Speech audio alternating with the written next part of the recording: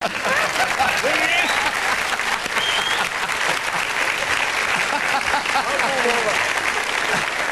you enlighten us? You actually, because Harry was telling us where you met. I'm saying he said we were alive when we met.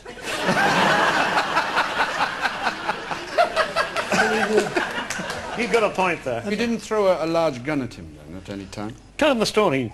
We were on a cliff, and this huge gun of 7.4, and we fired the gun, and it rolled backwards and went over the cliff.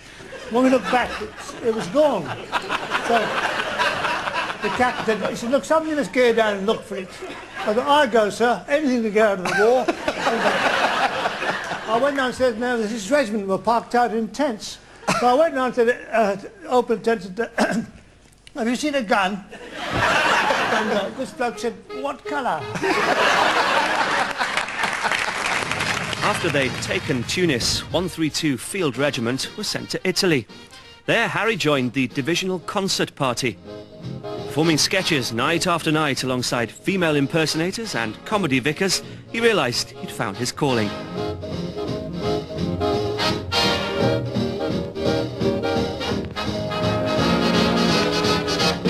In April 1946, Harry found himself back on Civvy Street with a one-way ticket to Swansea in his hand. A few days after he'd been demobbed, Harry went for a night out at Mumbles Pier Dance Hall. He was going through a Canadian phase at the time, wearing a lumberjack shirt, putting on an accent and pretending to chew gum. But he must have been doing something right, because when he asked a pretty dark-eyed girl called Myra for a dance, she said yes. Do you remember the dance hall at the Mumbles near Swansea? Of course. Yes. I met my wife there. Yes, that's where you met your wife to be. Come in, Mrs. Myra Secombe, please. Myra!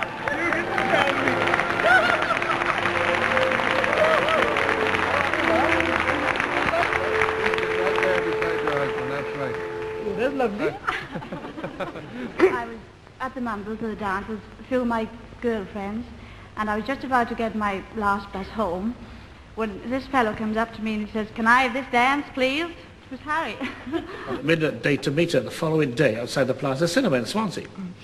The following morning, we'd had a few more drinks than I should have had, and I couldn't remember what she looked like. So I thought, I know what I'll do.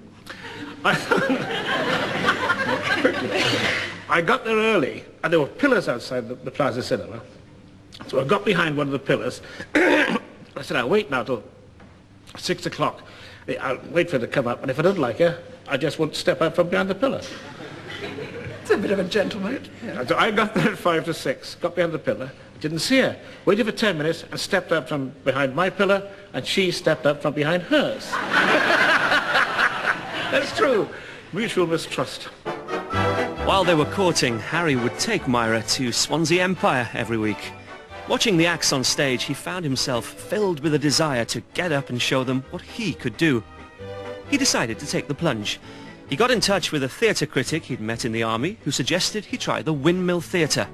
The Windmill was famous as the only theatre in London with a live nude review.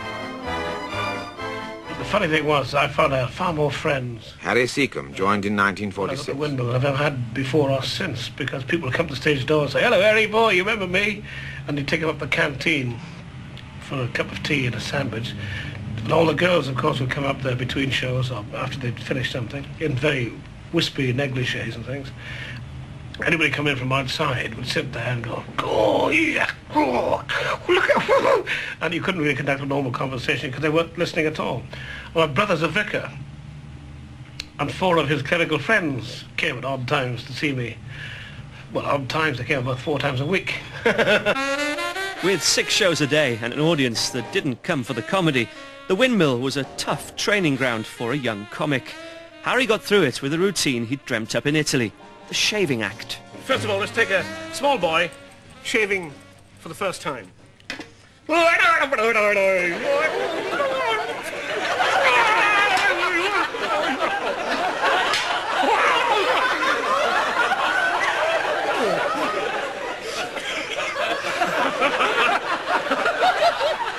And then he finds he's got no blade in. Those early years as a variety turn weren't glamorous. Harry often found himself kipping on friends' floors. But appearances on radio shows like Variety Bandbox began to win him more live bookings. Harry learnt his trade working in music halls up and down the country. It was a tough apprenticeship for any young performer, as Harry found out one night in Bolton. I was in the bar having a drink, a large rum, I said, and all the bar had cleared except for one fella and a little group of, one fella that's back to me and a group of people around him, you see, big fat fella. So he was going, I've seen nothing like it in my life. He said, I've seen out like it, by heavens. He said, shave it, by God. So I tapped him on the shoulder, emboldened by the rum, you see. I said, excuse me, in a polite conversational manner, because I was drunk. So I said, I said, excuse me. I said, but I'm the fella you're talking about. He said, that's him. He said, you should be ashamed of yourself. I said, well, I haven't adjusted myself yet. I've been playing in the West End. He said, I just haven't had time to adjust. He said, you couldn't adjust your braces. I said, who do you think you're talking to? He said, who do you think you're talking to? I said, I don't care. He said, I own this theatre. I said, oh, do you?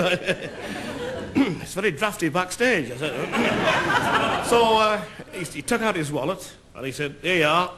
Here's your money. You can get train in morning. You're not shaving my bloody time.